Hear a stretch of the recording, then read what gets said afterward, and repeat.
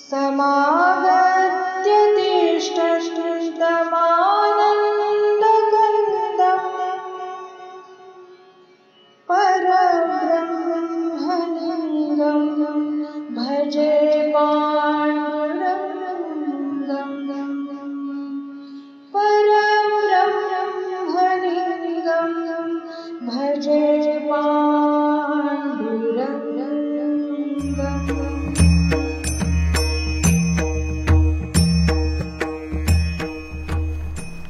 श्री देवी शारदा, श्री देव गणेश, श्री देव विठ्ठल रखुमाई, प्रभु श्री रामचंद्र, भगवान श्री गोपाल कृष्ण, महर्षि श्री वेदव्यास, श्रीमद आद्य शंकराचार्य, सकल संत ज्ञानबा तुकाराम आणि स्त्री संत साध्वी स्त्रिया आपल्यासमोर प्रतीक रूपानं संत सखुबाई आणि संत जनाबाई आहेत. त्यांचं मुद्दामून दर्शन घेऊया, कारण आज समारोपाच्या दिवशी, समाप्तीच्या दिवशी स्त्री शक्ती, मातृशक्ती, संत सती शक्ती आपण आपल्यात ट्रान्समिट म्हणजे संक्रामित करून घेऊया. शांत. या सर्व संत देव देवता ऋषी मुनी यांच्या प्रेरणेनं आणि तुम्हा सर्व मंडळींच्या आशीर्वादानं छान. आज ही जी प्रवचनमाला आपण चातुर्मास्य म्हणजे चातुर्मासातील उपासना विठ्ठल नवरात्राला आपण सुरू केली. आज विठ्ठल नवरात्राचा शेवट आहे. काल गुरुपौर्णिमा झाली. गुरुपौर्णिमेचा जो प्रयोग यावेळेला केला, काही मंडळींनी जाणीवपूर्वक केला, त्याला एक सुंदर उदाहरण मी सांगणार सुरुवातीला. पण त्यापूर्वी आज तिथी आहे, पौर्णिमा आहे आणि प्रतिपदा सुद्धा आहे. म्हणजे दोन्ही तिथींचा म्हणून एक संदेश आहे, पूर्ण विकास. पण ठीक आहे रे, आता परत जरा उलटा दोन्हीला तयारी पाहिजे. आधी दशा मग अवदशा, किंवा आधी अवदशा किंवा नंतर दशा. म्हणजे दशा म्हणजे चांगली परिस्थिती, अवदशा म्हणजे वाईट परिस्थिती. आधी श्रीमंती आहे, नंतर गरिबी आली, किंवा आधी गरिबी आहे, नंतर श्रीमंती आली. प्रसंग असो भल तैसा, परंतु नाम सोडू नये. राम नाम सोडू नका. तुम्ही कोणत्याही अवस्थेत असा, तुम्ही कोणत्याही स्थितीत, परिस्थितीत, देहस्थितीत असा, मनस्थितीत तुम्ही शांत राहा. आणि आपण कितीतरी उदाहरणं बघितलेली आहेत. काल तर आपण बघितलं की प्रारब्ध तर देहापर्यंतच असतं, तसे शापसुद्धा देहापर्यंतच असतात. आपण धसका घेतो की तो प्रसंग यायला लागल्यानंतर बापरे आता काहीतरी घडणार, म्हणून ते बरोबर नाही. भविष्य समजणं आणि ती घटना न टळणं, याच्यात भविष्य समजून मी काय मिळवलं असा एक वाद करणाऱ्यांचा मुद्दा असतो.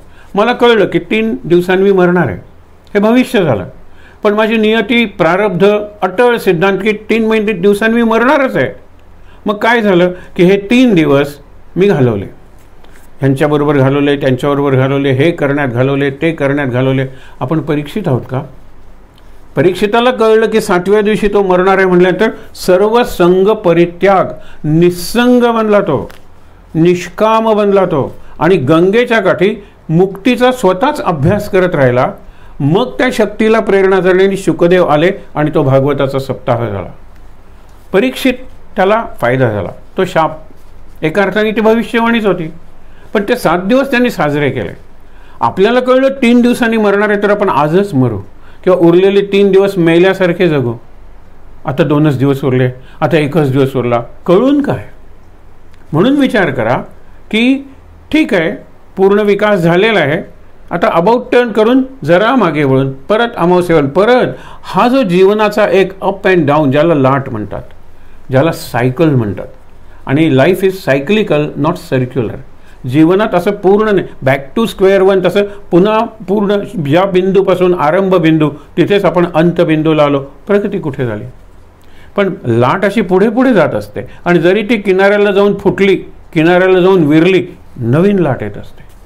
म्हणजे लाटांचा निसर्ग आहे, सायकल्स.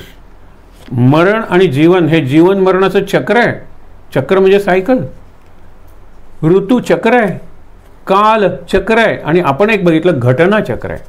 हे जगात घटना घडतात, त्यातली कुठलीही घटना आपण म्हणतो ना की अकस्मात घडली म्हणून आपल्याला ती वाटते, पण ती त्याच वेळेला घडणार असते, त्याच प्रमाणात आणि त्याच प्रकारानं घडणार असते. या दृष्टीनं जर आपण सध्याच्या कोविडकडे बघितलं ना, तर वी विल राईड कोविड.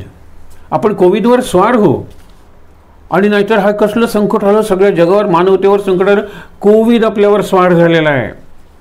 मी जर अभ्यासावर स्वार झालो ना, आरामात मी परीक्षा देईन आणि यश मिळवेन. पण अभ्यास जर माझ्यावर स्वार झाला तर मात्र माझं कठीण आहे. मग निरनिराळ्या प्रकारचे ताण येतात, निरनिराळ्या प्रकारची दडपणं येतात, एक प्रकारची निराशा, उदासीनता येते. ते फार वाईट आहे. म्हणून I will ride any crisis in life. कुणाच्या आधाराने? सद्गुरूंच्या आधाराने किंवा नामाच्या आधाराने. याचा अभ्यास आपण 4 महिने करणार आहोत. पण हा म्हणता तुमच्या लक्षात आलं असेल, चातुर्मास सुरू हा विषय केला आपण दशमीला, आणि पौर्णिमा झाली काल, आणि आज प्रतिपदा आहे. पौर्णिमा आणि प्रतिपदा अशा 2 तिथी आहेत. म्हणजे आषाढ महिना सुरू काय होतो आणि अर्धा महिना संपतो काय, हा काळाच आहे, कालचक्र आहे ना, त्याचा विचार केला पाहिजे. आज आपण शेवटी काही सूचना स्वतःला देणार आहोत. पण त्यापूर्वी संतांचं चारित्र्य असतं, तसं संत स्त्रियांचंही चारित्र्य असतं. त्यांना संसार करावा लागतो. काही जण संसार केले नाही तर दासी म्हणून सारख्या काम करत असतात सतत. इकडे सखू आहे, त्यांनी संसार केलेला आहे, आणि जनाबाई जी आहे ना, ती नामयाची दासी जनी, ही तिनेच घेतलेली भूमिका आहे. नामयाची जनी ही त्या सगळ्यांनी घेतलेली भूमिका आहे. कारण का की एक प्रसंग आपण ते चरित्रच पाहणार आहोत. पण त्यापूर्वी आज विठ्ठल नवरात्र समाप्ती आहे. एरवी आपण प्रवचनमालेचा समारोप करतो, आणि समारोपाला आपण काय म्हणतो की आरोप म्हणजे आरोपण करायचे, दुसऱ्यावर आरोप नाही करायचा, आरोपण करायचं आहे. आणि सम्यक आरोपण म्हणजे बीज रोवायचे.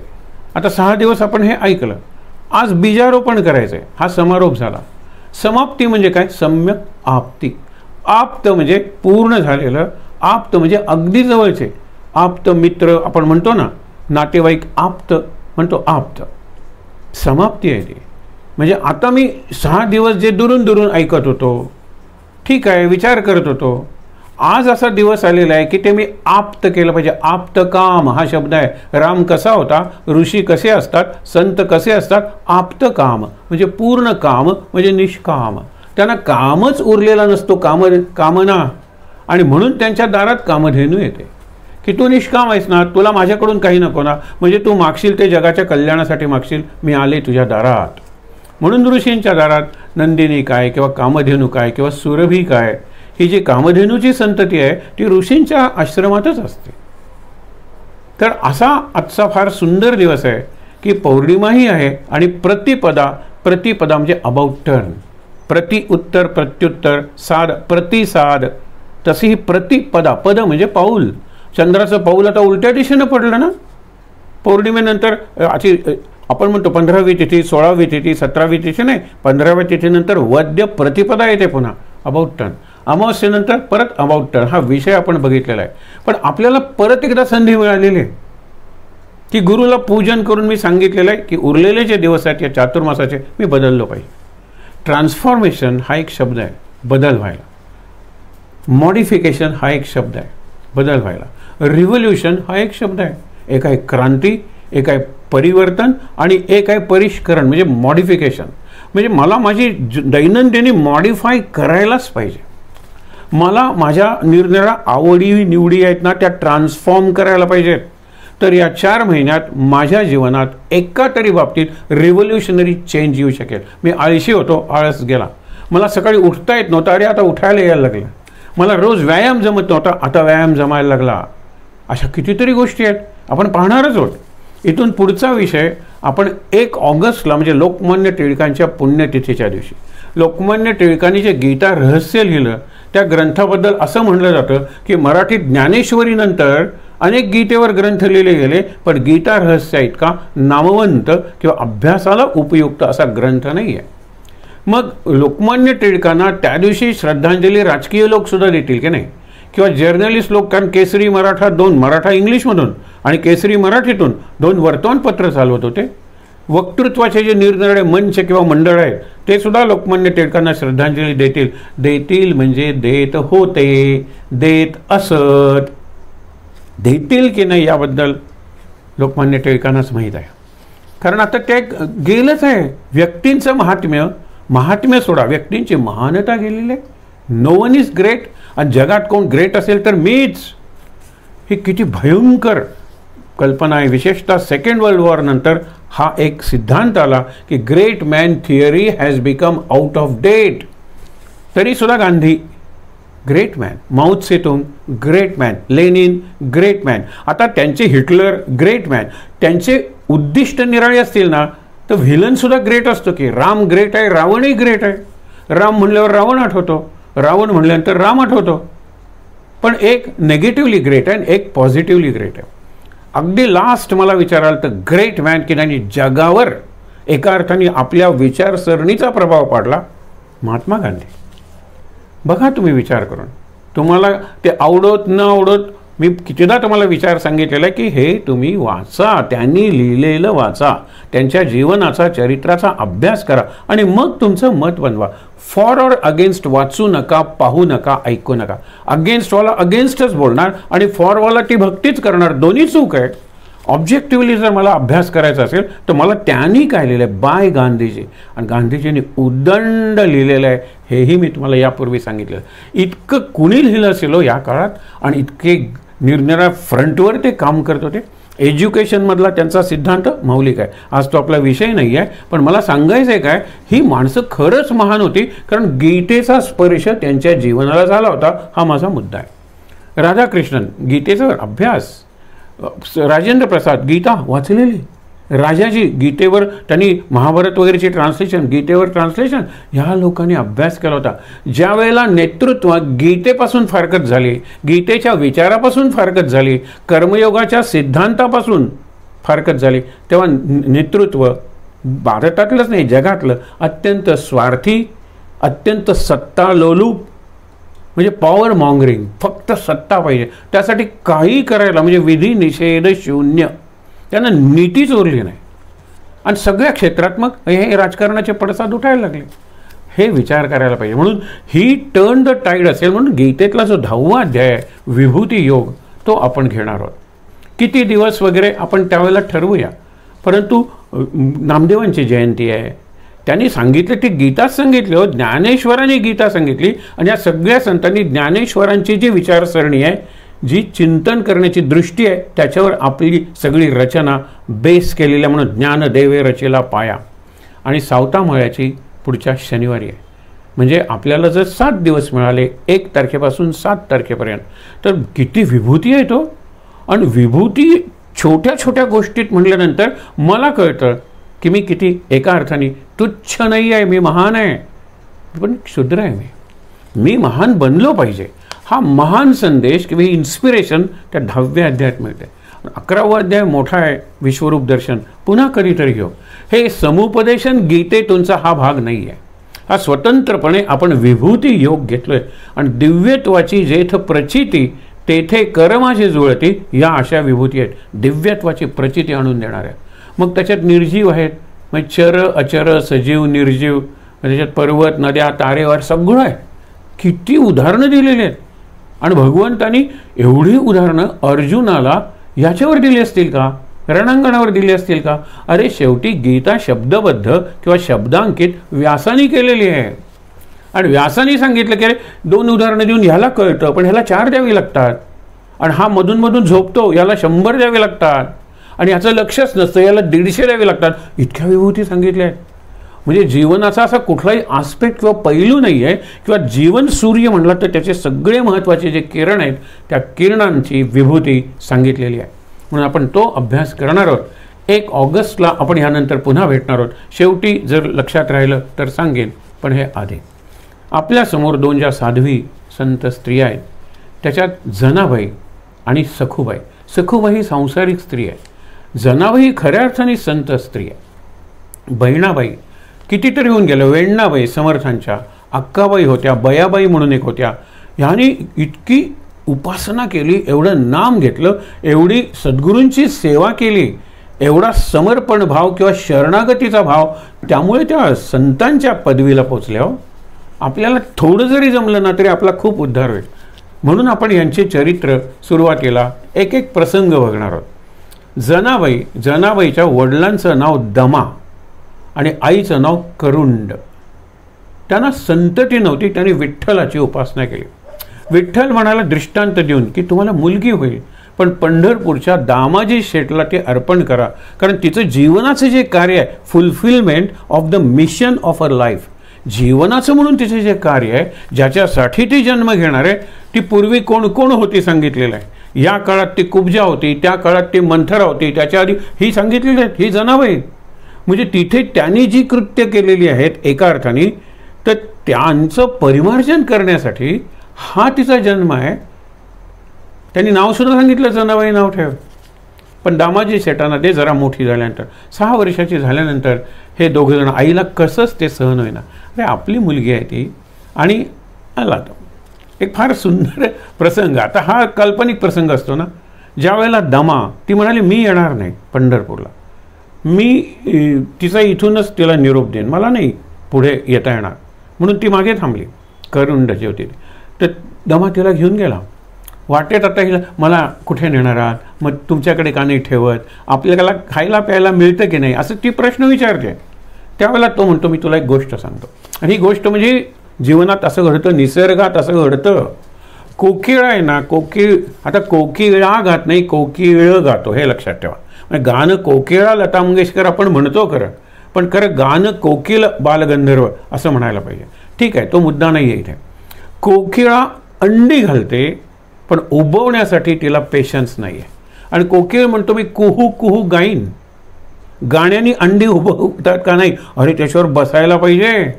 मग काय करूया, आपली अंडी आणि आपली पिल्लं ही कावळीच्या पिल्लासारखी दिसणार आहेत, म्हणून ती कावळा कावळी नसताना अंडी कावळीने घातली की ही अंडी कावळीच्या घरट्यात घालते. आणि शेवटी काय होतं, उभवते ना, कावळीला काय कळते, अंडी सगळी सारखीच, आणि उभवते. आणि नंतर पिल्लं येतात, ती तिला आपलीच पिल्लं वाटतात. आणि पंख आल्यानंतर जरा केल्यानंतर ती कुहू कुहू म्हणायला लागतात. आणि आपलं काव म्हणून काक कृष्णा पिक कृष्णा को भेद पिक काकयो. कावळा काळा आहे, कोकिळा काळी आहे, दोघांच्यात काय फरक आहे, थांबा ना जरा. वसंत समये प्राप्ते, वसंत ऋतू आल्यानंतर काक काक पिका पिका. मग कावळा तो कावळा आणि कोकिळा ती कोकिळा, उडून निघून जातात. पण कावळीला काही वाईट वाटत नाही, ती आपली नव्हतीच, लक्षात ठेवा. आणि कोकिळा आले तर स्वागत करत असेल किंवा पुढे मजा बघा. आपण आरुह्य कविता शाखाम वंदे वाल्मिकी कोकिलम, वाल्मिका कोकिळ आहे. त्यांनी अंड घातलं रामायणाचे किंवा घातलं, पण ते उबवायला कोणाकडे दिलं सांगा बरं, उबवायला कावळ्याकडे दिलं. हा कोकिळ आहे ना, कावळ्याकडे दिलं. कावळा कोण, काकभृशुंडी. आपण बघितलंय रामचरित मानसात, फार सुंदर आहे. काकभृशुंडीने ते अंड उभवलं किंवा ती अंडी उभवली. आणि घरटं कुठलं, तर रामचरित मानस. रामचरित मानस हे घरटं, रामायण ही रामकथा, रामरक्षा वगैरे ही अंडी उभवली. काक कावळा, भृशुंडी त्या ऋषीने. ही सुंदर कल्पना आहे. म्हणजे अंडी ही एक पहिली अवस्था आहे, म्हणजे जिवंत आहे परंतु मेल्यासारखं. अंड आपणून कुठे हलतं, पण आज जीव असतो. परंतु ज्यावेळेला त्यातून पक्षी बाहेर पडतात त्यावेळेला ते पक्षी त्या अंड्याशी त्यांचं काही साम्य नसतं. अंड्याचं कवच कुठे आहे, हे कुठे, आणि ते पक्षी कुठे आहेत, पक्षाचे गुणधर्म काय, सगळंच निराळं असतं. ही गोष्ट त्याने वाटेवर सांगितली. पंढरपूरला आले आणि त्या दामाजी शेठचा पत्ता त्यांना माहीत नव्हता, पण दामाजी शेठ हे नामदेवांचे वडील चांगले होते. नामदेवांचा जन्म झालेला नाही, लक्षात ठेवा. जनाबाई नामदेवापेक्षा मोठी आहे. तर झालं, ते म्हणाले हेच आता तुझं घर. ते म्हणाले काही हरकत नाही रे, तुझी मुलगी ती माझी मुलगी. आणि अत्यंत प्रेमाने दामाजी शेठांनी जनाबाईला जवळ घेतलं आणि तिला वाटलं की काही हरकत नाही, हे घरही वाईट नाही आहे. मग तिथे ती रुळली, रमली आणि ती म्हणाली की मी लग्न करण्यासाठी जन्मलेलीच नाही आहे. जशी नामयाची जनी, ते उदाहरण दिलेलं ना पुंडलिकाचं आणि बाईजाबाईचं, कशात, गजानन महाराजांच्या पोथीत, की ही जनी आहे, ती लग्न करण्यासाठी, संसार करण्यासाठी जन्मलेलीच नाही आहे. पण पुंडलिक आणि ते बहीण भाऊ आहेत आधीच्या जन्मातले, त्यांना एकत्र माझ्या वारीला येऊ द्या, अडकाठी आणू नका.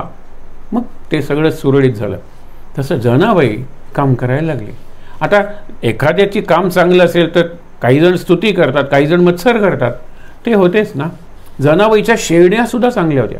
जनाबाई कपडे धुवायची, इतके स्वच्छ की बाकीचे लोक आणून द्यायचे, काही हरकत नाही, मला दुसरं काय काम आहे. प्रत्येक वेळेला एवढं काम करायचे, मला दुसरं काम काय आहे. एकदा काय झालं, रात्री विठ्ठल शेजारती झाली की तिला मदत करायला यायचा विठ्ठल. आणि त्यावेळेला ती जातीनं दळायची. दुसऱ्या दिवशी पहाटे पीठ वगैरे लागलं स्वयंपाकाला वगैरे तर ती रात्री दळायला बसायची. हा विठ्ठल यायचा कृष्णाच्या रूपाने किंवा विठ्ठल आणि दळायचा. दळत असताना एक दिवस एवढा घाम आला त्याला की त्याने आपली वैजयंती मला काढून ठेवली आणि शाल वगैरे जी होती ती तिथे काढून ठेवली आणि दमले दोघेही झोपले. पहाटे कृष्णाला जाग आली, म्हणजे विठ्ठलाला. तो म्हणतो, अरे काकड आरतीची वेळ झाली असेल आणि तिथे मी नाही बघितल्यानंतर काहीतरी होते. तो घाईघाईत येतो आणि घाईघाईत त्याची शालजोड तिथे असता त्याची हिची गोधडी घेऊन येतो, पांघरून बसतो. दुसऱ्या दिवशी भटजी आल्यानंतर तो म्हणतो, हे काय झालं, ही गोधडी कोणाची आहे, शोध घ्या. चोरी झालेली आहे वैजयंतीमालेची. ती शालजोडी सोडा, पण वैजयंतीमाला चोरीला गेलेली आहे, ती रत्नमाला आहे. तेव्हा शोध. राजापर्यंत ती बातमी जाते आणि ते म्हणतात की गोधडी जनाबाईची आहे. मग जनीच्या घरी शोध घ्या, तिथे ती मिळते ना शालजोडी. तर जनाबाईंनी चोरी केली. नामदेवापर्यंत जा. नामदेव म्हणतो, जनी तू चोरी करशील असं मला वाटत नाही, पण शेवटी मोह आहे ना. पण तू कशी गेलीस तिथे आणि कशी चोरी केलीस. ती म्हणते, मी नाही चोरी केली, पण सिद्ध करू शकत नाही ना, कारण तुझ्याकडे माल सापडलेला आहे. आणि असं ती म्हणते, विठ्ठल येतो मला मदत करायला, येतो, कपडे धुतो, दळण दळतो, सगळं. तो काल आला होता, दमला आणि घाईघाईत तो गेला. नाही, ह्याच्यावर कोण विश्वास ठेवणार आहे. राजा म्हणाला, हिला सुळावर द्या. एकतर चोरी केलेली आहे, देवाची चोरी केलेली आहे आणि खोटं बोलते, कबूलच करत नाही आहे. आणि सूळ म्हणजे काय, फाशी. एरवी फाशी म्हणजे असं टांगतात आणि सूळ म्हणजे असं लोखंडाचा खांब असतो मोठा आणि इकडे टोक असतं अगदी, आणि त्याच्यावर तुम्हाला ठेवतात. ते आत गेलं की तुम्ही मेलात. सुळावर देणं भयंकर प्रकार असतो ते. त्यावेळेला ती गेली, तिला नेलं गेलं. तिला सुळावर जाण्याचं दुःख नव्हतं, पण आता विठ्ठलापासून वियोग, विठ्ठलाचा वियोग या कल्पनेने तिच्या डोळ्यात पाणी आलं. आणि डोळ्यात पाणी आलं त्यावेळेला शूळाचं पाणी झालं. बर्फ जसं वितळतं ना तसा तो सूळ वितळला. पण राजाची शिक्षा आहे म्हटल्यानंतर बघतात त्यांच्या तलवारींचं सुद्धा पाणी झालं होतं, सगळ्या शस्त्रांचं पाणी झालं, त्या सुळाचं पाणी झालं. आणि हे कळल्यानंतर राजा म्हणाला, ही खरं बोलत होती आणि तिचा अधिकार, देव तिला कामात मदत करतो. मग राजा भेटायला आला, नमस्कार केला, क्षमा मागितली आणि वस्त्र वगैरे दिली, अलंकार वगैरे दिले. तेव्हापासून लोक जनीकडे निराळ्या दृष्टीने बघायला लागले. पण जनाबाईंनीच आपलं वागणं किंवा आपली म्हणतात ना की जीवनशैली बदलली नाही. ती सेवाच करत राहिली. स्वतःला नामयाची जनी किंवा नामयाची दासी जनी म्हणायला लागली.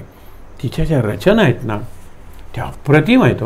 म्हणजे खरंच तुम्हाला सांगतो की मी फक्त 3 छोटे छोटे अभंग आहेत तिचे, ते वाचून आपण त्याच्यावर थोडासा विचार करूया. तर नाहीतर जनाबाईला आपण काय भावांजली दिली.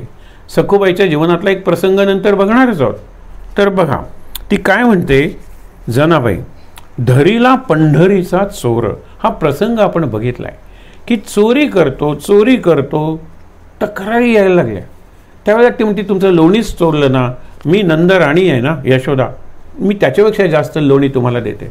तुमचं दही, तुमचं दूध ना मी देते. पण तक्रारी वाढायला लागल्या. एक दिवस एक म्हातारी लंगडी गरीब, ती म्हातारी आहे, पोक आलेली आहे, लंगडत चालते, कुरूप आहे आणि मुख्य म्हणजे गरीब आहे. ती तक्रार करून घेते की यशोदे तुझा कृष्ण. त्यावेळेला ते पुढचं काय ऐकूनच घेत नाही. ती म्हणते, तुझी सुद्धा तक्रार आहे ना कृष्णाविरुद्ध. आता कळस झाला, आणणारे उखळ आणि उखळाला बांधायला, तो स्वतंत्र प्रसंग आहे, उखली बंधन, आपण ते नाही बघायचं. ती म्हातारी सांगते, बाकीच्या सगळ्या तक्रारी घेऊन आलेल्याच आहेत. म्हातारी म्हणते, अगं मी काय म्हणते ते ऐक, मला माझं वाक्य पुरं करू देऊ दे. पण हिने बांधलं त्याला. शेवटी ती म्हातारी गवळण म्हणते की अगं माझी तक्रार काय होती की माझ्या घरी कृष्ण चोरी करायला का आला नाही, इतकी मी वाईट आहे, इतकी मी दरिद्र आहे. कृष्ण चोरीला येईल म्हणून लोणी वगैरे मी असं दिसावं असं टांगून ठेवते, पण माझ्या घरी आला नाही, ही माझी तक्रार आहे. ती म्हणाली, नाही इतरांच्याही तक्रारी आहेत, मी त्याला बांधले उखळाला, ते बरोबर आहे. अशा वेळेला उखळाला बांधताना ते दोर पुरेनात. किती त्यांनी सांगितलं, अरे गायींचे सोडा ना, गायी आरामात सुटल्या. अरे आज आपल्याला लवकर सोडले. गाईंचे आणा, दोरी तुम्ही आणता ना राजूनी, म्हणजे त्या दोराने तुम्ही हे काढता ना पाणी विहिरीतलं, काढा ते पाण्याचं नंतर बघूया. यायचं गाठ मारता यायचे नाही.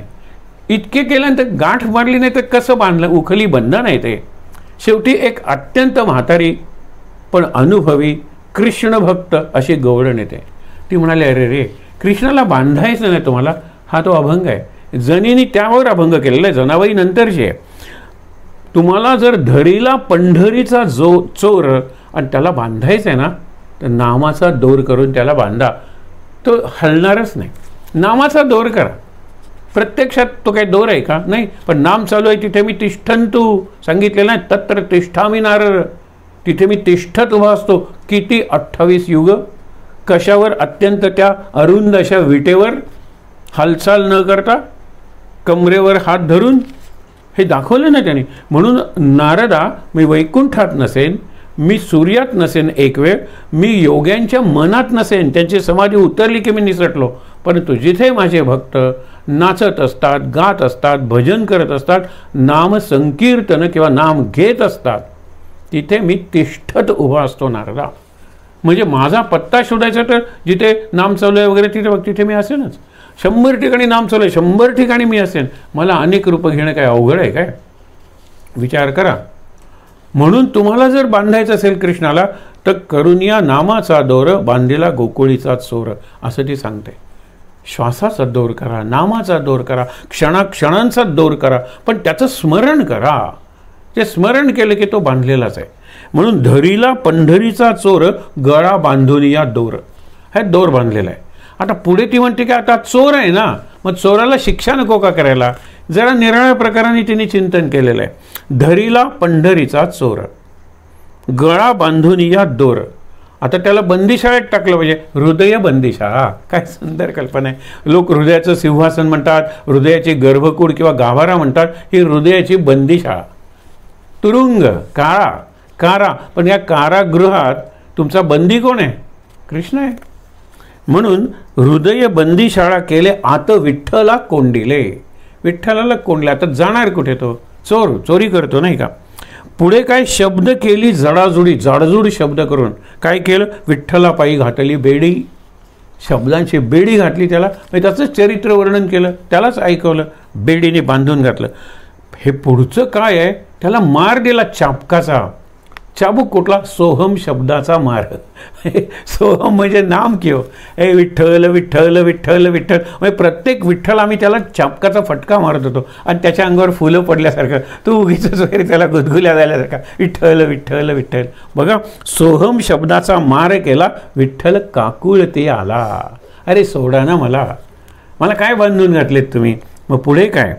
जनी म्हणे बा विठ्ठला, जीवे सोडीन मी तुला जिवंत सोडीन. असं वाटलं काय? जीवे, आपण म्हणतो जीवे मारीन, मी जीवे तुला सोडणार नाही, जिवंत असे तोपर्यंत. आता तू, ही मीरेची भाषा आहे, हे लक्षात ठेवा. मीरा हेच म्हणते, आतच मी धरलेलं. ही गोपींची भाषा आहे. म्हणजे गोपींची जी भक्ती आहे ती जनीची भक्ती आहे. ही एक पहिली साधी रचना बघितली हो आपण. त्याच्या पुढे बघा, देव खाते देव. ही तर अप्रतिम आहे. हल्ली जाहिराती होत्या बघा. पहिल्यांदा जी 2 पेय आली आणि एकमेकाशी स्पर्धा करत जाहिरात करत होती, त्यावेळेला त्यांनी एका पेयाने केलं होतं, ईट दिस, ड्रिंक दिस. मी पेयाचं नाव कशाला घेऊ इकडे? पण समजा मला कशाची तरी, तुम्ही खा हे, प्या, स्लीप झोपा, उठा, खेळा, बसा, भांडा, बोला, पण हातात ह्या पेयाचा पेला असू दे. म्हणजे सगळे व्यवहार करताना हे पेय, ती पेयाची जाहिरात आहे. कॉपीराईट म्हणून जनीने सांगायला पाहिजे होती, पण संत कशावर कॉपीराईट सांगणार? देव खाते देव पिते. मी देव खाते. आता देवाला खाते नाही, खाताना देव. हे प्रथम आपण म्हणतो ना की वदनी कवळ घेता, मारे कवळावर म्हणजे घासावर मी विठ्ठलाचं नाव घेते. मी देव खाते, मी देव पिते. घोट घास जर अन्नाचा असेल तर घोट हा पिण्याचा असतो, पेयाचा. ते करतो मी. म्हणून मी देव खाते, देवावरी मी निजते. जमिनीवर तिथल्या तिथे निजले, देव नाही का जमिनीत? पांघरून पसरून शेंद्री म्हणतो, चटई म्हणतो, बस. म्हणजे मी जिथे झोपेन ना, आपण म्हणतो ना, देवाच्या कुशीत झोपलेला आहे, देवाच्या मांडीवर झोपलेला आहे, देवाच्या पदराखाली झोपलेला आहे. केवढी भावना आहे, ही सुरक्षिततेची भावना आहे. आणि ही सुरक्षितता ही रिअल इम्युनिटी आहे. इम्युनिटी ऑफ द बॉडी तुम्हाला मेडिसिन्स देतील, मेडिकल सायन्स देईल, डॉक्टर किंवा वैद्य देतील, पण व्हॉट अबाउट इनर इम्युनिटी? ही माणसं मेली, त्यांनी काही इम्युनिटीबद्दल केलं नव्हतं, नाही, घाबरून मेली, किंवा काही ओव्हर कॉन्फिडन्स, मला काही होणार नाही म्हणून मेली. Immunity is inner security, inner immunity, inner control, not remote control, not external control. हा विचार आपण नंतर बघणार आहोत, पण लक्षात ठेवा की देव खाते देव पिते, देवावरी मी निजते, देव देते देव घेते. म्हणजे माझी सगळी ट्रान्झॅक्शन, सगळे व्यवहार देवातून. मी पैसे देते, अन्न घेते, पैसे देते, औषध घेते, पैसे देते, कपडे घेते, पण मी देव देते. देव म्हणजे विठ्ठल. माझे सगळे व्यवहार विठ्ठलाच्या माध्यमातून चालतात. तुम्ही म्हणाल मी पैसे देऊन, नाही, मी विठ्ठलच दिला. मग घेतलं काय? विठ्ठलच घेतला ना. काय कल्पना आहे, लक्षात ठेवा. आपल्याला कळत नाही याची गोडी किंवा याची गहराई, याची खोली कळत नाही आहे. ती काय म्हणते, मी विठ्ठल दिलं. आपण म्हणतो हल्लीचं अक्रॉस द काउंटर विठ्ठल दिला, आणि त्यांनी दिला तो विठ्ठलच घेतला. मी विठ्ठल दिला आणि ते औषधं विठ्ठल दे रे, विठ्ठल विठ्ठल विठ्ठल विठ्ठल विठ्ठल विठ्ठल विठ्ठल विठ्ठल. आयुष्यभर दैनंदिनी हे आपल्याला शिकायचं आहे. म्हणून देव देते देव घेते, हे पुढचं जे तिचं क्रियापद आहे ना, अक्षरशः तुम्हाला म्हणतो मी प्रेमात पडलो होतो या क्रियापदाच्या. मी काय सांगितलं, देवा सवे व्यवहारिते. व्यवहारिते हे क्रियापद आहे, मी व्यवहार करते, व्यवहारिते विठ्ठला. सगळे व्यवहार आपले सध्या बरेचसे व्यवहार पैशाच्या माध्यमातून होतात. ज्ञान मिळवायचे, फी भरा, पैसे. अरे 20 सैनिक मेले तर पूर्वी युद्धावर किती खर्च आला, त्यात त्या सैनिकांवर झालेला खर्च असतो. विमानं पडली त्यांचा खर्च असतो, तो युद्धाचा खर्च असतो. म्हणजे तुला आता डॉक्टरीला सोडायचं म्हणजे बापरे 10-15 लाख रुपये आले, पैसे आले ना. तो डॉक्टरीचं शिक्षण घेणार आहे ना. आपले जवळजवळ सर्व व्यवहार हे पैशाच्या माध्यमातून झालेले आहेत. आणि पैसा इतकं लक्षात ठेवा आपल्याला गुलाम करणारं माध्यम नाही, आणि विठ्ठला इतकं किंवा देवाच्या नामा इतकं आपल्याला स्वामी बनवणारं साधन नाही आहे. म्हणजे एक गुलामी आहे तर दुसरीकडे सत्ता आहे, स्वामित्व आहे. केवढा फरक आहे. पैसा आहे ना, अक्षरशः बांधून टाकतो. पैसा डिह्युमनायझेस अस. पैशासाठी आपण जी लाचारी करतो, जो भ्रष्टाचार करतो, निर्लज्जपणे आपण पैशाचे व्यवहार करतो, उघड उघड. मग काय, यांनी काय मी स्वतःला उच्च उच्चतर उच्चतम अशा पातळीवर नेलेलं आहे. अधतर अधतम अधोगती आहे ही. पैसा dehumanises. Money is the root of all evil असं म्हणलं जातं. पैशाचं महत्त्व आहे की हो, कुणी सांगितलं? उत्तम व्यवहारे पैसा मिळवा आणि उदास विचारे वेच करा, म्हणजे खर्च करा. तुकारामाचं केवढं सुंदर आहे. जोडून या धन उत्तम व्यवहारे, म्हणजे भ्रष्टाचार न करता उत्तम व्यवहारे. उदास विचारे वेच करी, खर्च कर उदास विचाराने. म्हणजे ह्याच्यावर कशाला जास्त करतो, त्याच्यावर आत्ता गरज आहे ना, हां त्याला गरज आहे ना, मग त्याला पैसे दे ना. असंच एक प्रसंग, पूर्वी एवढी गरिबी असायची तर ती म्हणाली तो सावकार चांगला आहे ना, तुम्ही त्यांच्याकडेच नोकरी करताना, आणि त्यांनी आपल्याला जे व्याज दिलं ते व्याज विना कर्ज दिलं आहे की नाही, त्याला सांगा की 1 हफ्ता मी पुढच्या महिन्यात देतो.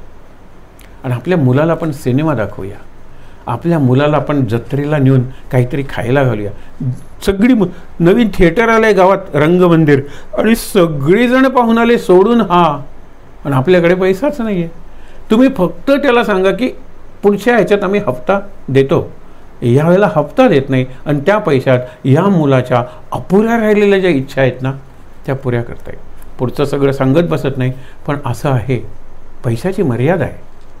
पैसा, पण पैसा स्वतःला एवढा जसं राजकारण आणि राजकारणी, काय लायकी आहे त्यांची. What worth are this politicians. हा मी माणूस म्हणून प्रश्न विचारतोय, एक जबाबदार नागरिक म्हणून प्रश्न विचारतोय, एक शिक्षक म्हणून प्रश्न विचारतोय, एक जागरूक पालक म्हणून प्रश्न विचारतोय. तुम्ही ज्यांची पूजा करता, ज्यांच्याकडे जाता, हे करता वगैरे, त्यांची काय, तुम्हाला अगदी खरं सांगतो, गोव्यातली उदाहरणं नाही, सगळीकडची उदाहरणं आहेत की मंत्री असताना पाय टेबलावर बसून आलेल्या कुठल्याही माणसाचा अपमान करायचा. मंत्रीपद गेलं कारण सरकार कोसळलं, मग त्याला त्याच्या मुलाच्या शाळेच्या बक्षीस समारंभाला सुद्धा कोणी बोलवलं नाही त्यानंतर. काय किंमत आहे खुर्चीची किंमत आहे हे कळायला पाहिजे ना. कळसाची किंमत आहे, कावळ्याची किंमत नाही आहे हे त्या कावळ्याला कळत नाही. साधू गाढवावर बसलेला आहे, साधूला वाटभर सगळेजण नमस्कार करतात. गाढवाला वाटलं आपल्याला नमस्कार करतायत, पण गाढव गाढवपणाच करणार की हो. मी का गाढवपणा करतो? अरे आपण आपली सगळी सत्ता, सगळी जीवन, सगळ्या नोकऱ्या त्यांच्याकडे दिलेलं आहे. So called politicians. आज 2-4 नटांच्या मुलाखती सध्या चांगले कार्यक्रम दाखवतात टीव्हीवर. ऐकावं हे बाकीचे करमणुकीचे कार्यक्रम, माणसाच्या जीवनाबद्दल ऐकावं. मग तो चांभार असू दे, रस्त्याच्या कडेला बसणारा, तो तुमचा गवळी असू दे, तो पेपर टाकणार असू दे, तो स्वतःच्या जीवनाबद्दल सांगतो ना, ते आपल्याला खूप शिकवून जातं. हे 2-3 प्रसिद्ध नट आहेत आत्ता जिवंत मराठीतले, सिनेमात आहेत, नाटकात आहेत आणि सिरियल्समध्ये सुद्धा आहेत. त्यांना एक प्रश्न विचारला, सध्या तुम्हाला वाटणारा अत्यंत योग्य असा राजकारणी, त्यांना नाही उत्तर देता आलं. नाही उत्तर देता आलं, कारण तुम्ही प्रश्नच असा विचारला सर्व दृष्टीने सर्व दृष्टीने सर्व दृष्टीने. नाही, विचार करा आपण. म्हणजे तुम्ही जे आदर्श सांगताय त्या आदर्शाला उतरेल असा या क्षेत्रात नाही. आणि हे क्षेत्र सगळ्या जीवनाचे क्षेत्र त्यांनी व्यापून टाकलेले आहेत, जशी पैशानं व्यापून टाकलेले आहेत. ते क्षेत्र सुद्धा पैशानंच व्यापलेलं आहे.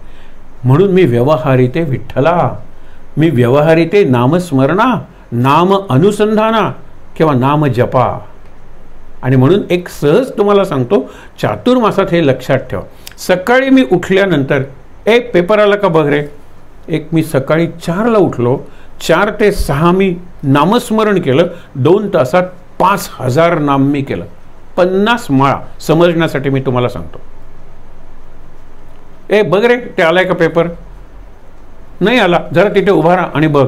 आणि नंतर बाबा पेपर आला.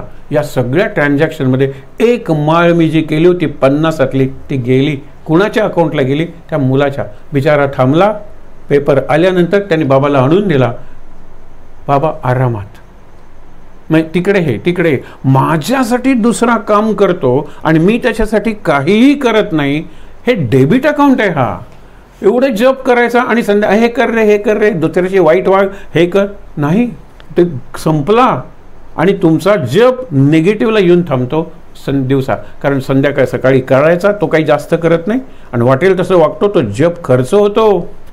एखाद्या मोठ्या ऑपरेशनमधून किंवा कोविडमधून मरता मरता वाचलो. त्यांनी स्वतःला सांगायचं आत्तापर्यंत केलेली सगळी नामसाधना, सगळा जप महाराजांनी घेतला आणि माझे प्राण वाचवले. I have to open a new account. कारण मी मरतच होतो की मरत होतो म्हणजे माझं सगळं संपत होतं. वाचलो महाराजांनी वाचवलं. सगळं तुझं जप खर्ची घातलेलं आहे. कृष्णाचं वाक्य आहे, अनेक संतांचे वाक्य आहे. मी तराजू घेऊन बसलेलो आहे. वेडा तुला काही न करता मी देऊ. प्रारब्ध वगैरे हे आहेत गोष्टी. अरे पण तू काहीतरी कर ना, म्हणजे मला काहीतरी देता येईल. आणि म्हणून नामदेव म्हणतात, आधी घेसी तेव्हा देसी ऐसा तू उदार. मी जातो माघारा. चिडून म्हणतात विठ्ठलाला की आधी घेतोस काय नाम आणि नंतर देतोस करतोस काय आमचं काम. अरे प्रपंचातली कामं करतोस आणि अध्यात्मातलं नाम घेतोस. कसला उदार तू? नाही उदार तू. विचार करा. तशी जनाकाळी पण तुम्ही व्यवहारित आहे. सुंदर क्रियापद आहे. सगळे व्यवहार नामाच्या माध्यमातून. आणि देव कुठलाही असू दे, संत कुठलाही असू दे, त्यांच्या राज्यात एकच चलन आहे. पाऊंड, डॉलर, रुबल, येन, रुपी असली निरनिराळी चलनं नाही आहेत. एकच चलन आहे नाम. That's the only currency. आणि त्या करन्सी त्या करंट कधी थांबलाच नाही आहे. तो करंट आहे त्याला करन्सी म्हणतात ना. जो फ्लुएंट आहे त्याला फ्लुएन्सी आहे. विचार करूया ना. तसा हा करंट आहे करन्सी. ती म्हणते व्यवहारित. देव येथे देव तेथे. सगळीकडे देव आहे. किती सोपे शब्द आहेत बघा. देव येथे देव तेथे, देवाविण नाही रीते. हे सगळं ब्रह्मांड आहे ना, ते रीत म्हणजे रिकामं नाही आहे, ठासून भरलाय देव. आपण बघितलं का?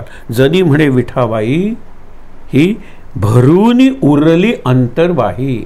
अंतर्बाह्य भरून शेवटी ती विठाबाई किंवा विठाई विठू माऊली उरलेलीच आहे. ही वेदांची भाषा नाही का हो? दशांगुले अतितिष्ठत म्हणतात ना, की सगळा विश्व निर्माण करणारा जो विश्व निर्माता आहे किंवा आपण अनंत कोटी ब्रह्मांड नायक म्हणतो ना, तो 10 अंगुळी 10 बोटं विश्वाच्या बाहेर आहे. म्हणूनच तो विश्व निर्माण करू शकतो ना. निर्माण करायला मी बाहेर असावं लागतं. हे नाम भक्ती आपण जो विचार करतो तो हाच आहे. ते आतूनच येतं, आतच मूर्त. म्हणून काय, मला नाम नामासाठी, भक्ती भक्तीसाठी करायला जमलं पाहिजे. नाम नोकरीसाठी, भक्ती लग्नासाठी, हा एक्सचेंज झाला. तसा व्यवहार करू नका. मी विठ्ठलाबरोबरच सगळा व्यवहार करते म्हणजे विठ्ठलच सगळीकडे आहे. देव येथे देव तेथे, देवाविण नाही रे जनी म्हणे विठाबाई, भरूनी उरली अंतर्बाही. अंतर्बाह्य विठ्ठाबाई भरून उरलेली आहे. आता शेवटचा एक तिचा अभंग वाचूया. नामयाचे ठेवणे जनीस लाभले. काय सुरेख आहे. ठेवणे, जुने ठेवणे मी पणे आकडे ना. ठेवणे म्हणजे अशी ठेवलेली गोष्ट असते, ती इतकी जुनी झालेली आहे आणि अहंकारामुळे ती मला हे नाही, कळतच नाही. जुने ठेवणे, बऱ्याच वेळेला एखादा शालू वगैरे असतो, लग्नातला शालू आहे, मी अजून तो वापरलाच नाही. जुने ठेवणे, अडीअडचणीला उपयोगी पडतील म्हणून दागिने, जुने ठेवणे. आणि सगळ्यात जुनं ठेवणं काय, तर परब्रह्म, कारण त्याच्यापासून हे सगळं आलं ना. म्हणून नामयाचे ठेवणे हे जनीला मिळालं. हे लक्षात ठेवा. नामयाचे ठेवणे जनीस लाभले, धन सापडले. ठेवणे म्हणजे धन आहे. बऱ्याच वेळेला तुम्हाला सांगितली ना ती गोष्ट की वडील मरतात आणि मरताना निरनिराळ्या गोष्टी सांगतात, त्यामुळे ते भिकारी होतात. एकाला सांगितले आपण जिथे काम करतो, व्यापार करतो, तिथे घर असलं पाहिजे, तो 10-15 घरं बांधतो, ती त्याच्या वाट्याची संपत्ती संपते. दुसऱ्याला सांगितलं गोड करून खा, हा रोज लोकांना वगैरे बोलवतो, जिलबी लाडू वगैरे सगळं, त्याची संपत्ती संपली.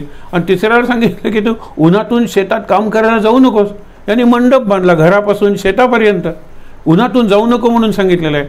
मग त्याचे मित्र येतात जे शिक्षक असतात यांचे, आणि शिक्षक म्हणतात तरी तुम्हाला त्यांच्या म्हणण्याचा अर्थच कळला नाही. तू जर अत्यंत एकाच्या घरी गेलास आणि अत्यंत प्रेमानं चांगला वागलास तर त्यांचं शेवटचं वाक्य काय असतं, घर तुमचंच आहे काका, केव्हा या, घर तुमचंच आहे. अशी घरं त्यांनी जोडायला सांगितली होती. आणि तू दगडा विटांची घरं बांधायला निघालास, संपत्ती कशी उरणार आहे. हा मुद्दाच नाही माझा.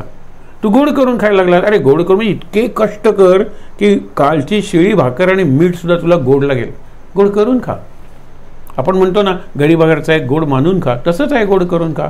आणि दुसऱ्या काय सांगितलं, उन्हातून तू जाऊ नकोस. याचा अर्थ सूर्योदयापूर्वी शेतात जा आणि सूर्यास्तानंतर ये. उन्हात काम करू नकोस कुठे सांगितलंय.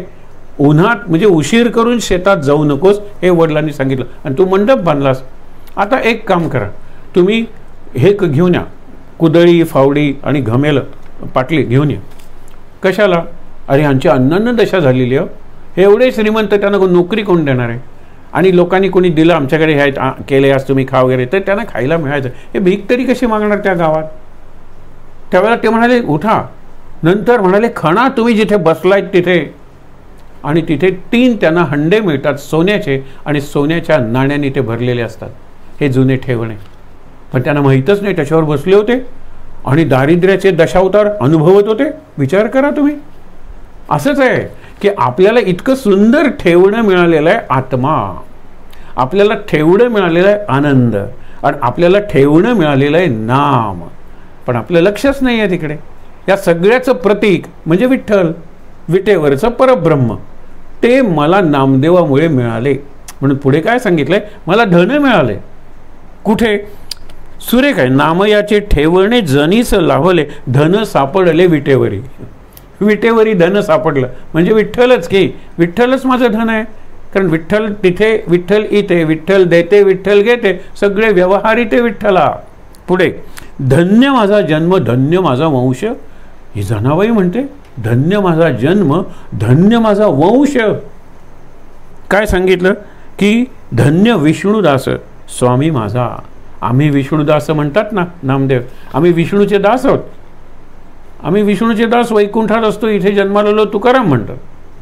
तर मला विष्णुदास असा माझा स्वामी लाभला, गुरु लाभला, मार्गदर्शक लाभला. आणि हा घरातच होता. तो लहान असला तरी तो नंतर मोठा झाला. जणी नंतर लागली असेल नामाला. पण नामदेवाचं एक तुम्हाला सांगतो की केवढा प्रभाव असतो. आणि हा प्रभाव त्याला व्हायब्रेशन्स म्हणतात. तो तसा दिसत नाही. नामदेवाच्या घरातल्या सगळ्यांनी रचना केलेल्या आहेत, अभंग रचना. आई, वडील, पत्नी आणि इतकं काही ह्याच्या दासी. आणि सगळ्यांच्या कमी जास्त असतील पण त्याच योग्यतेच्या आहेत. पुढे जणी काय म्हणते ते बघा ना, काम धाम माझे विठोबाचे पाय. काम आणि धाम, धाम म्हणजे घर, किंवा आपण काही काम धंदा काम धाम काही नाही का असं म्हणतो. काम धाम माझे विठोबाचे पाय, दिवसनिशी पाय हरपली. ते बघता बघता माझी शुद्ध हरपली. आणि दिसनिशीची म्हणजे दिवस कोणता रात्र कोणती, म्हणून सांगितलं ना, रात्री तो विठोबा शेजारती झाली की सुटला विचारा. एरवी त्याला कायम देत आहेत, घंटा वाजवत आहेत, आलो रे विठ्ठला विठ्ठला उचल रे, निरनिराळ्या प्रकाराने प्रार्थना करतात, विशेषतः शंकराच्या मंदिरात. म्हणजे मला ते आश्चर्य वाटतं की त्याच्या आजूबाजूचे मी बघून तुम्हाला सांगतो की कुत्री असतील ना, दत्ताची म्हणत नाही, शंकराच्या आश्चर्याने शंभो शंभो इतक्या जोरात म्हणतात. हे भू आणि भो म्हटल्यानंतर हे कोण निराळे दिसत आहेत, पण आपल्यासारखाच आवाज करतायत. हे करायलाच पाहिजे का तसा आवाज? मनातल्या मनात तुम्हाला म्हणता येत नाही, मनाच्या गाभाऱ्यात त्याचा तुम्हाला प्रतिध्वनी ऐकू येत नाही. तेच म्हणत होते, काय आहे पंढरी आत्मा हा विठ्ठल, देह आणि हे सगळे तेच सांगतात. का हो जातात देवळात? विचार, देवळात तुम्ही जाताना सगळी रिच्युअल्स करता, सगळी कर्मकांड करता, कर्मठ बनून परत येता. अरे कर्मयोगी बनून परत आलं पाहिजे. कर्मयोगी आणि कर्मठ, कर्मठ म्हणजे कर्म करतो करतो करतो, काही यांत्रिकता आहे त्याच्यात. कर्मवीर म्हणजे काय, हे मी केलं ते मी केलं ते मी केलं ते मी केलं. आणि कर्मयोगी म्हणजे मी काहीच केलेलं नाही, सगळं माझ्याकडून त्या ईश्वराने करून घेतलेलं आहे. मी शेवटी म्हणलं ना, कृष्णार्पणमस्तु, हा कर्मयोगी आहे. कर्मयोगी हा आतल्या उपासनेतून बनणार आहे. हा विषय आहेच आपला चालू, हेही लक्षात ठेवा.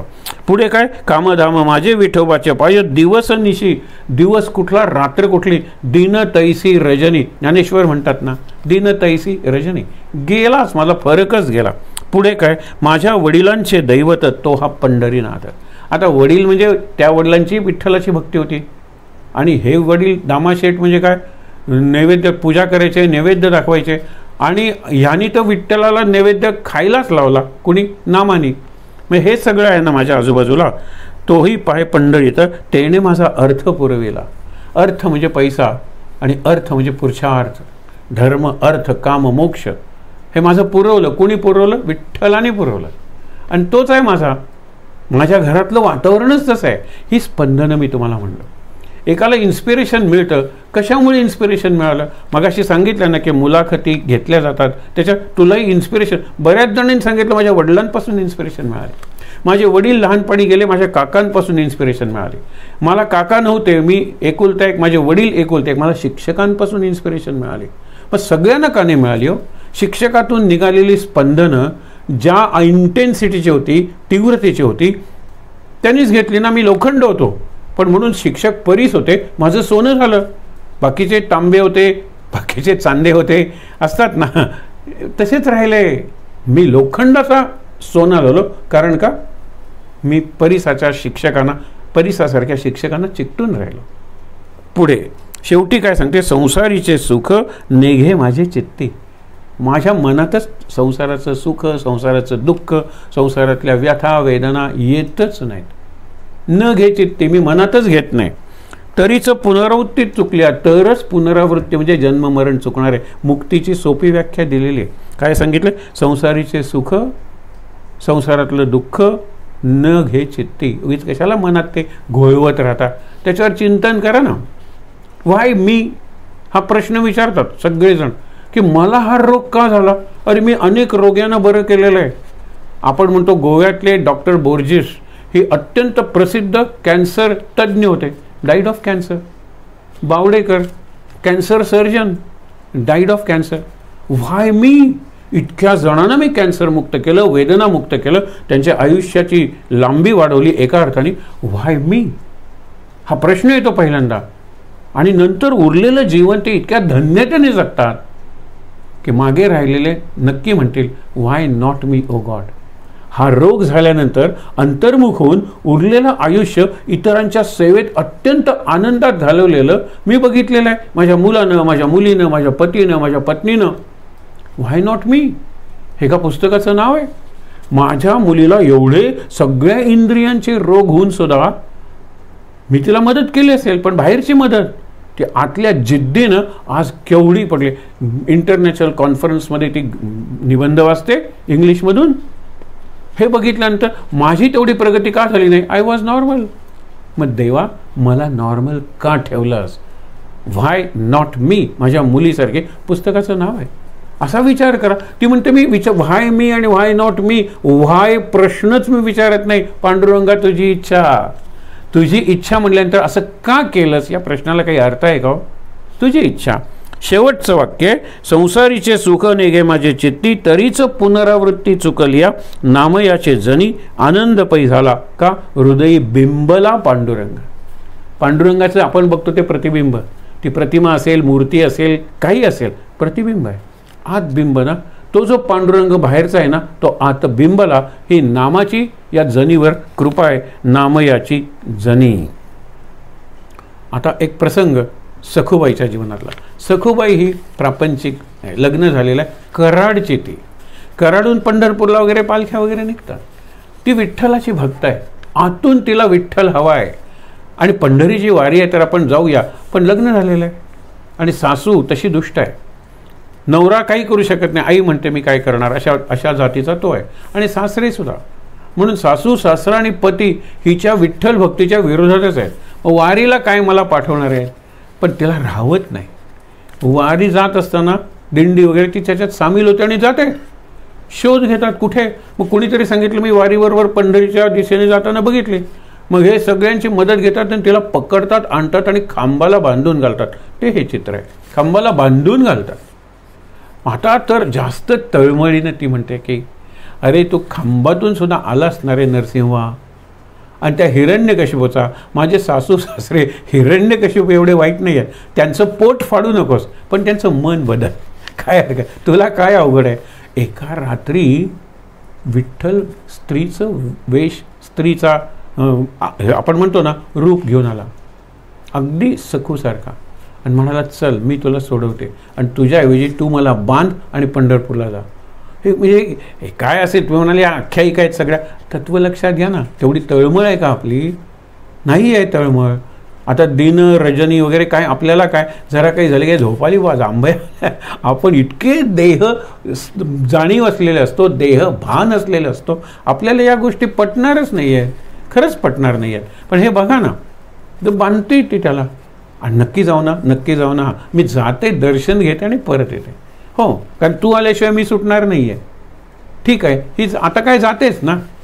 आणि गेल्यानंतर ती पंढरपूरच्या पांडुरंगाच्या भक्तीमुळे एवढी प्रेमात पडते की माझा देह, मी देहात असे तोपर्यंत पंढरपूरची सीमा ओलांडणार नाही.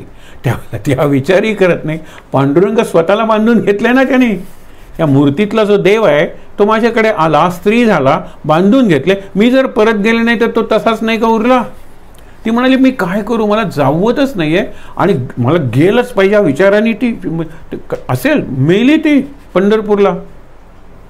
लोकांनी तिचा देह आणला आणि जाळण्यापूर्वी तिच्या गावातले काही लोक आले होते वारीबरोबर आणि ते म्हणाले अरे ही ती. ते इथे मेली आहे, तुम्ही नेणार आहात का प्रेत कराडला? ते म्हणाले नाही नाही नाही, पण ही आमच्या गावची. जाळलं तिला. इकडे आल्यानंतर त्यांनी सांगितलं की ती मेली आणि त्याला जाळलं. त्यावेळेला ते म्हणतात की किती खोटं बोलताय, ती इथेच आहे ना. आणि ती आता किती चांगलं, तिने तिथे बांधलेल्या अवस्थेत राहून आमची मनं बदलली. पूर्णपणे आम्ही निराळे झालेलो आहोत आता. सासू म्हणते की मला हिचा अभिमान वाटतो. हे विठ्ठलाची माया आहे ना, विठ्ठलाची कृपा आहे एका अर्थाने. आणि तुम्ही काय सांगता ती मेली? आता प्रश्न कुणाला आला? लोक म्हणते बाबा आम्ही तिला मेलेली बघितली, तिच्यासारखी दुसरी असेल. लोकांच्या दृष्टीने प्रश्न संपला. सासू सासऱ्यांच्या दृष्टीने प्रश्नच नाही आहे ना तिथे. ती उलट ती सुधारली आहे, बांधल्यामुळे ती सुधारली आहे. विठू मला सोडा, मी भांडी घासतो, परत बांधा, हेही करतं का मीच मला बांधून घेऊ? हो, विठ्ठल म्हणजे कृष्ण आहे तो, नटखट आहे तो, नटवर लाल आहे तो. हे लक्षात ठेवा, नटवर लाल, हे मजा येते. तर झालं. त्यानंतर रुक्मिणीला खरा प्रॉब्लेम आहे तो रुक्मिणीला. ही मेली आणि आपली म्हणजे आपला तो तिथे बांधून पडलेला आहे, त्याला कोण सोडणार आहे? मग आपल्याकडे कला आहे ना, म्हणून ती तिची हाडं गोळा करते आणि हाडातून ती जिवंत करते तिला आणि पाठवते. आणि ही परत आल्यानंतर मग तिला बांधले ते कुठे, ती कोण आहे? तो म्हणाले ती विठ्ठल आहे. म्हणल्यानंतर हे सगळंच बदलतं दृश्य. म्हणूनच तो चांगला वागत होता, म्हणूनच ती आम्हाला म्हणजे विठ्ठल आमच्याकडे येऊन राहिला तुझ्यासाठी आणि त्याने आमच्या घरात काम केलं आणि आम्हाला सगळ्यांना बदललं. तू महान आहेस. मग तिला एवढं स्वातंत्र्य दिलं की तिच्या चरित्रात फार मोठं चरित्र नाही, पण ती वीणा वगैरे घेतलेली आहे, चिपळ्या वगैरे वाजवते आहे आणि सुंदर कीर्तन करते विठ्ठलासमोर. अशी चित्र दाखवतात. म्हणजे हे गुगलवर वगैरे दाखवणारी चित्र आहेत. या बिचाऱ्यांचे कोणी काढली असतील चित्र? नाहीत ना. चित्रकार काढेल तशी चित्र कल्पनेनं, पण सात्विक चित्र आहेत. ही सोज्वळ चित्र आहेत. या दोन्ही सखूबाई आणि जनाबाई, एकीने प्रपंच केला लग्न करून आणि दुसरीने प्रपंच विश्वाचा केला. लग्न करायची गरजच नव्हती. सगळा माझा विठू, अशी मीरेची जी भूमिका होती ती भूमिका जनाबाईची होती. शेवटी हे आज आपण चरित्र बघितली. हे 6 दिवस चाललेला जो विषय आहे त्या विषयाला आपण आज पूर्णविराम देतो आत्तापुरता. पण आता घेऊन काय जाणार? आप्त जवळ इंटरनलाइज आत्मसात काय करणार? एक 4-5 मुद्दे वाचतो. पहिल्या दिवशी आपण 5 मुद्दे वाचले होते ते आधी वाचतो. लवकर उठायला शिकूया. आता लवकर उठून काय करायचं तो मुद्दा जोडूनच घेऊया. सकाळी उठल्यानंतर स्वतःला सूचना द्यायची की 4 महिन्यातले इतके दिवस गेले, पण इतके उरलेत ना, मी बदलणार आहे. आणि मी काय बदलणार आहे हे मनातल्या मनात ठरवा ना. तुम्ही जाहीर कशाला सांगता? मग लोक तुम्हाला ॲसेस करायला लागतील. काही सुधारणा नाही तुझ्यात. मला कळलं पाहिजे आणि इतरांनी म्हणलं पाहिजे यांच्यात ही सुधारणा झाली आहे. हा चातुर्मास माझ्या जीवनातला अशा पद्धतीने पहिला आणि अशा पद्धतीने शेवटचा असू दे की मी पूर्ण बदलायचा संकल्प केलेला आहे. पुढचा चातुर्मास तर याच्यापेक्षा मी आनंदात घालवेन असा संकल्प करा. महाराजांची प्रतिज्ञा म्हणजे एक वाक्याची प्रार्थना आहे. उठल्यानंतर देवा किंवा सद्गुरुनाथा, तुझ्या कृपेनं मी उठलेलो आहे. संपूर्ण दिवस तुझ्या स्मरणात जाऊ दे आणि झोपताना सांगायचं आजचा दिवस चांगला गेला किंवा आजचा दिवस वाईट गेला. महाराज तुम्हाला आवडणार नाही अशा पद्धतीनं मी वागलो. उद्या ह्याच्यापेक्षा जास्त चांगला जाऊ दे दिवस आणि मग झोपा. तुमच्या कृपेनं मी आज जिवंत उठलेलो आहे. पूर्णपणे तुमच्या स्मरणात दिवस जाऊ दे आणि रात्री झोपताना म्हणायचं की आजचा दिवस असा गेला, उद्याचा याच्यापेक्षा जास्त चांगला जाऊ दे. आणि जास्त चांगल्याची व्याख्या म्हणजे जास्त नाम, जास्त वेळ नामात आणि जास्त महाराजांच्या जवळ. ही सोपी व्याख्या आहे आणि आपल्याला कळतं. म्हणून दुसरं काय सांग मानसपूजा करूया. एक 5 मिनटं 10 मिनटं करूया. मौन एक 15 मिनटं पाळूया. नंतर ध्यान आणि चौखांबी आपण जे म्हणलो तो उपासना. त्याच्यात नाम आहे. त्याच्यात जसं नामाचं स्मरण आहे तसं नामाचं किंवा स्तोत्राचं लेखन आहे. काहीतरी वाचन आहे, मनन चिंतन आणि नंतर सेवा आहे. म्हणजे वाचन, श्रवण, मनन चिंतन हा एक भाग, लेखन हा दुसरा, स्मरण हा तिसरा आणि सेवा हा चौथा. मला काही करता येत नाही रे, पण तुझ्याकडे पैसे भरपूर आहेत ना, कोणाला तरी वाटत राहा अरे तुझ्या मुलाच्या कॉन्क्रीट काम आहे, त्याला दिलं तर तो दारू घालवणार आहे, पण मुलाची फी, अरे आता एकदम तुम्हाला फी भरावी लागेल, आता कॉलेज सुरू होणार आहेत वगैरे, तू सांगा तुझे 3 मुलं आहेत ना, एका मुलाचा संपूर्ण वर्षाचा खर्च मी करेन. ही सेवा आहे आणि अशी सेवा आपण केली पाहिजे. म्हणून शक्यतो पहाटे उठून प्रातस्मरण करायचं. शंकराचार्यांचे प्रातस्मरणाचे श्लोक अनेकांना पाठ असतात, चांगलं आहे ते, पण नाहीतर ते इंटरनेटवर तुम्हाला मिळतील. आद्य शंकराचार्य प्रातः स्मरामी, प्रातः भजामी आणि प्रातः वदामी. पहिल्यांदा स्मरण करीन, नंतर भजन करीन, नंतर वदन करीन. हेच अत्यंत सोप्या भाषेत रामदासांनी सांगितलं. प्रभाते उठा पहाटे, मनी रामचिंतित जावा, रामाचं चिंतन करान, पुढे वैखरी राम आधी वदावा. रामचिंतन दिवस सुरुवात आणि व्यवहाराची सुरुवात राम नाम. राम नाम आणि रामचिंतन हे आपल्या जीवनात असलंच पाहिजे. नंतर दिवसातील महत्त्वाच्या कृती झाल्यानंतर 1 माळ जप किंवा पूर्वी 1 माळ जप एवढंच करूया ना आपण. काय अवघड आहे? 1 माळ म्हणजे 3 मिनटं. आता आंघोळ झालेली आहे 3 मिनटं, किंवा आंघोळ करताना सुद्धा मी 3 मिनटं जप करू शकतो, पण तो अखंड जप करायचा. तिथे व्यत्यय नाही मनात, इकडे धावते तिकडे धावते ते नाही करायचं. भरपूर नाम होईल, हे जमलं पाहिजे आपल्याला. मोबाईलचा गजर लावून तासाचा किंवा 2 तासाचा आपण स्वतःलाच करेक्ट करूया की सेल्फ ॲसेसमेंट आणि self correction they go hand in hand. मला सुधारायचं आहे, मीच सुधारणार आहे, आणि मी सुधारतोय किती आणि सुधारलोय का ही असेसमेंट आहे. Self assessment and self correction. म्हणून तासातासांनी पूर्वी सांगितलं होतं, 2 तासांनी लावलं ते 6ला उठलोय, 8चा गजर. 8ला पहिला विचार 2 तासात कसा वागलो, महाराजांना आवडेल असा वागलो का टणटण केली, घरातल्या लोकांची मनं दुखवली, नको ते व्यवहार केले, हे विचार करायला पाहिजे.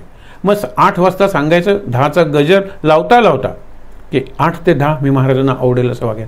बघा हो, एक 2 महिन्यात एवढा बदललेला, आपल्याला 4 महिने, 2 महिने, 21 दिवसात बदल होतो. हे इंटरनॅशनल स्टँडर्ड आहे. आपल्याला 21 सक 6 पटीनं संधी मिळालेली आहे या 4 महिन्यात. आणि शेवटी आपण एक म्हणूया की ध्यान, मौन, चौखांबी तांबूवर असलेले आणि भगवंतांनी सांगितलेल्या 4 युक्तीच्या गोष्टी, न धरी शस्त्र करेमी गोष्टी सांगेन युक्तीच्या 4, अशा अनेक 4 गोष्टी गीतेत सांगितलेल्या आहेत. अगदी सुरुवातीला, पण इतकं सोपं आहे. या उरलेल्या चातुर्मासात गेले आपण म्हणूया, त्यातले 5-6 दिवस गेले, पण उरलेत ना अजून 100 दिवस, 100पेक्षा जास्त उरलेत ना. खाणं, झोपणं, बोलणं आणि लोकांच्यात मिसळणं. कामाला जातो ते लोकांच्यात मिसळणं नाही, व्यवसाय लोकांच्यात मिसळणं नाही, पत्ते खेळणं, पार्ट्या करणं, मोबाईलवर बोलणं, या सगळ्यात युक्त, मित, परिमित, संयत हे शब्द आहेत. एकच शब्दावर युक्त. जेवढं आवश्यक आहे तेवढंच खाईन, रात्री कमी खाईन, जेवढं आवश्यक आहे तेवढंच बोलेन. बघा, कमी बोललात तर तुमच्या बोलण्याचा प्रभाव वाढतो. जेवढं आवश्यक आहे तेवढंच झोपेन. आता उपासना करायची, उद्या सकाळी उठून ध्यान करायचे, ठीक आहे ना, मी लवकर झोपेन किंवा उठल्यानंतर दुपारी झोपेन 1 तास. करायला पाहिजे. आणि संकल्पशक्ती वापरली पाहिजे, power of determination and resolution. मी स्वतःलाच सुधारलं पाहिजे आणि त्यासाठी स्वतःला सतत ऑटो सजेशन म्हणजे स्वयंसूचना देत राहिलं पाहिजे. मी सुधारणार आहे, मी बदलणार आहे, मी सुधारणार आहे, मी बदलणार आहे, मी माणूस म्हणून जास्त चांगला होणार आहे आणि त्याच्यासाठी मला 4 महिन्यांची मुदत दिलेली आहे. एक प्रयोग मी फक्त सांगितला होता, पुढच्या वेळेला जास्त चांगला सांगेन की PTA माणसं येत नाहीत, पेरेंट्स येत नाहीत म्हटल्यानंतर किती शिक्षक आहेत? 20. किती पालक आहेत? 500. 25 एकेकाने सांगायचं, या भागात राहतायत ना, तर तू त्या भागात या रविवारी PTA घे, त्याच रविवारी. म्हणजे 25 ठिकाणी किंवा 20 ठिकाणी त्या शिक्षकांनी त्यांच्या भागात जाऊन एकच रविवार आणि सांगितलं, पुढची PTA हे असेल, तुम्ही या, आम्ही तुमच्या मुलाविरुद्ध काही बोलणार नाही आहोत, आम्ही तुमच्या मुलांना उपयोगी पडेल असं काहीतरी सांगणार आहोत. 500तले 450 पेरेंट्स आले की हो. पण पहिल्यांदा आम्ही तुमच्याकडे गेलं पाहिजे. म्हणजे मोहम्मद आणि mountain will never go to Mohammed, Mohammed has to go to the mountain. म्हणून शिक्षकांनी गेलं पाहिजे विद्यार्थ्यांच्याकडे, डॉक्टरनी गेलं पाहिजे पेशंटांकडे, जे ह्या कोविडच्या निमित्ताने घडलेलं आहे. त्या ठिकाणी ताठ बसूया आणि इथून पुढे आपण 1 ऑगस्टला भेटणार आहोत आणि 1 ऑगस्टला टिळकांची पुण्यतिथी असल्यामुळे गीतेचा विषय घेणार आहोत. समुपदेशन गीतेतून नाही, तर गीतेचा 10वा अध्याय विभूती योग, आणि तो 7 दिवस आपण विषय म्हणणार आहोत. शांत.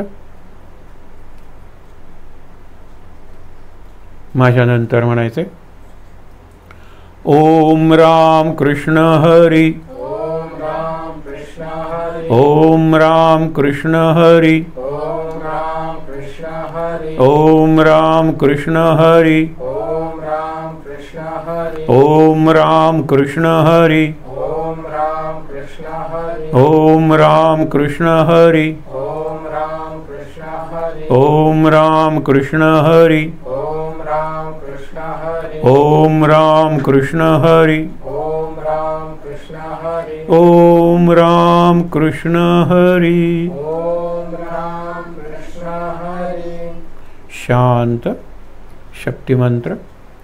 सर्वमंगलमांगल्ये शिवे सर्वार्थसाधिके शरण्ये त्र्यंबके गौरी नारायणी नमोस्तुते.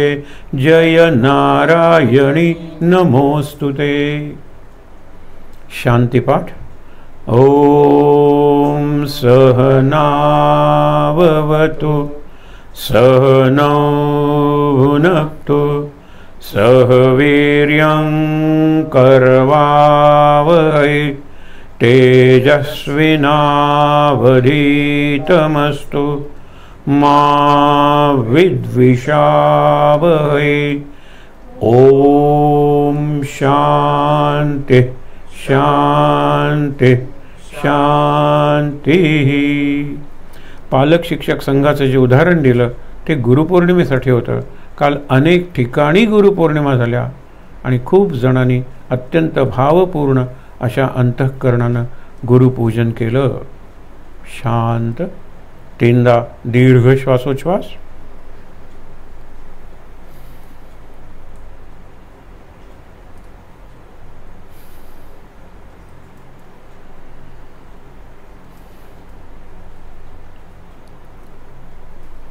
हातावर हात सोडून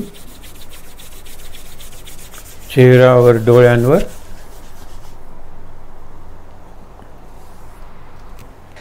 अगदी सावकाश डोळे उघडून समोरचे ज्ञानोबा माऊली आणि सद्गुरुनाथ, आपण म्हणूया साध्वी, सती, संत, स्त्री, सखुबाई आणि जनाबाई आणि सगळ्यांचं परमदैवत विठ्ठल रखुमाई. सर्वांचं दर्शन घेऊया. शांत आनंद. महाराज महाराज महाराज.